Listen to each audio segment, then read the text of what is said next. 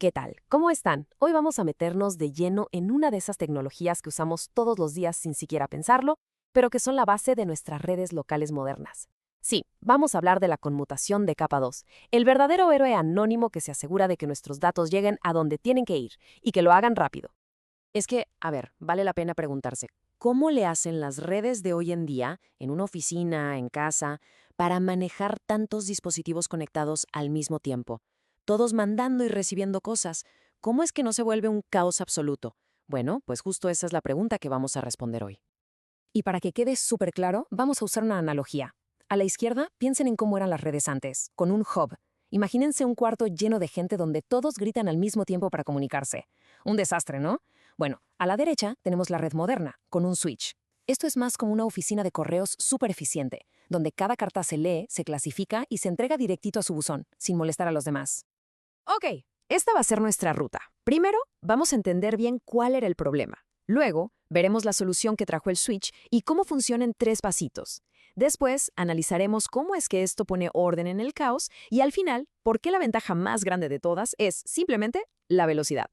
Muy bien, pues arranquemos, porque para de verdad valorar la solución hay que entender el tamaño del problema que vino a arreglar. Así que bienvenidos a lo que podríamos llamar la era del salón de gritos digital. Miren, al principio, las redes usaban unos aparatos llamados hubs o concentradores, y su lógica era, pues, muy básica. Agarraban cualquier paquete de datos que les llegaba por un puerto y sin más, lo copiaban y lo mandaban a todos los demás. Esto generaba un ruido digital tremendo y, peor aún, provocaba colisiones de datos. O sea, los paquetes chocaban, se corrompían y había que volver a enviarlos. Un relajo que hacía todo lentísimo. Por suerte, la cosa no se quedó ahí. Y es aquí donde aparece nuestro protagonista, el switch de capa 2. Piensen en él como ese clasificador de correo inteligente, diseñado específicamente para resolver el caos de los hubs y llevar el rendimiento de las redes locales a otro nivel. La misión del switch es súper elegante. En vez de andar gritando la información a todo el mundo, su trabajo es reenviar las tramas de datos, pero de forma inteligente. O sea, las envía únicamente al puerto específico donde está conectado el dispositivo que las tiene que recibir. Esto, claro, libera un ancho de banda brutal para todos los demás. ¿Y cómo sabe a dónde mandar cada cosa? Ah, pues aquí está la magia. Usa su cerebro, que es la tabla de direcciones MAC. Esto es básicamente una libreta de direcciones que el propio switch va creando y actualizando. Ahí anota la dirección MAC, que es como el número de serie único de cada dispositivo, y la asocia con el puerto físico al que está conectado. Es su mapa de la red. Ahora vamos a desmenuzar cómo es que piensa un switch. Todo su trabajo, que parece muy complejo, en realidad se basa en un proceso lógico de 3 funciones clave que está haciendo todo el tiempo sin parar.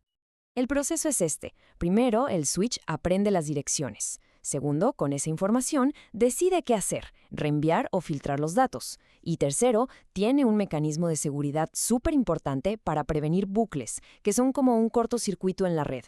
Venga, vamos a ver cada paso. El primer paso es el aprendizaje, y lo hace de una forma pasiva pero súper astuta. Cada vez que le llega una trama de datos, el switch se fija en la dirección MAC de origen, o sea, de quien la manda. Entonces anota esa dirección y el puerto por el que llegó, y listo, lo agrega a su tabla.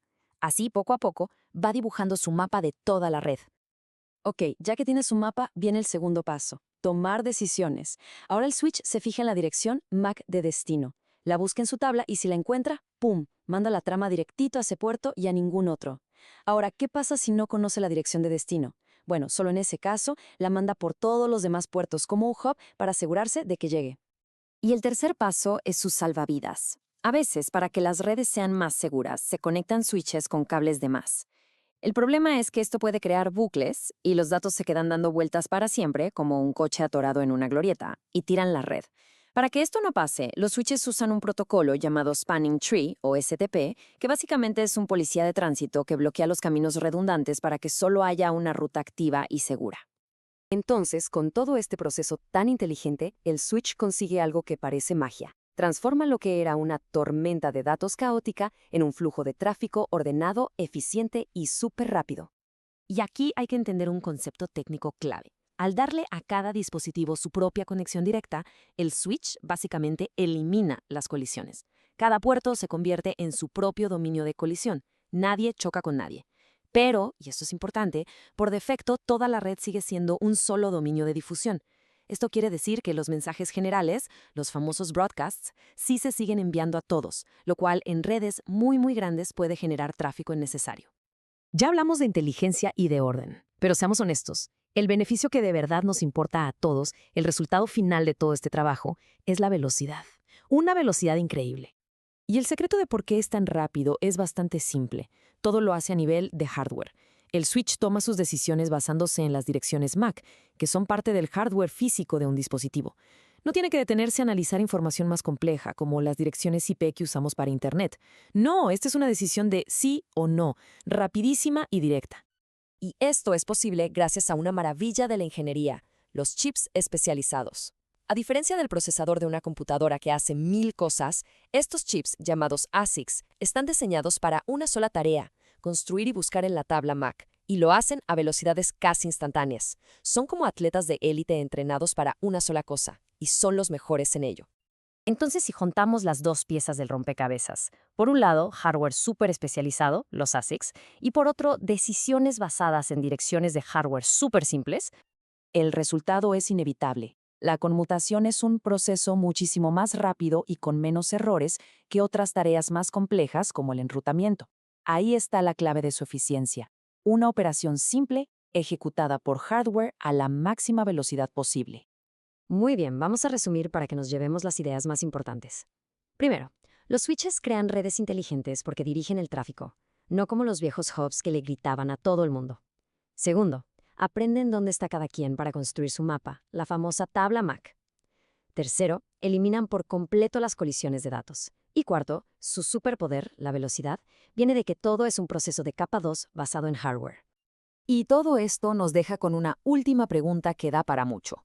A ver, si la conmutación de capa 2 es tan increíblemente rápida y eficiente para nuestras redes locales, entonces, ¿para qué diablos necesitamos los routers de capa 3? Esa es una excelente pregunta y la respuesta la dejaremos para la próxima. Muchas gracias por habernos acompañado.